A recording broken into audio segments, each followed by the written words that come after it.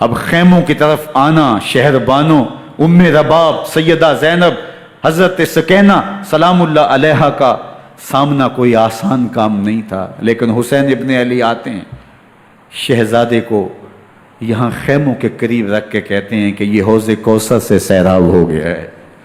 اللہ اکبر!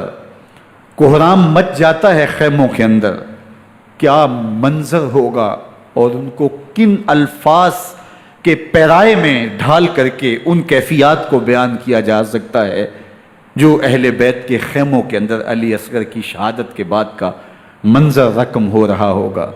اللہ اکبر! ادھر اشکیا آوازیں دے رہے ہیں، مبارزت کے لیے پکار رہے ہیں۔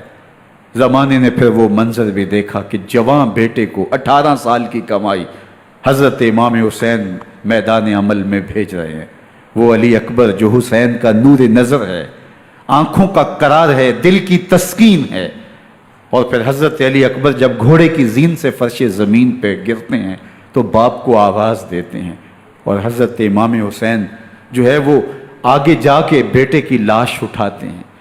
اللہ اکبر! 18 سال کے بیٹے کی لاش کو کندھوں پہ اٹھا کے خیموں تک لاتے ہیں اور ہاتھ پھیلا کے کہتے ہیں مالک حسین کی یہ قربانی بھی قبول فرما۔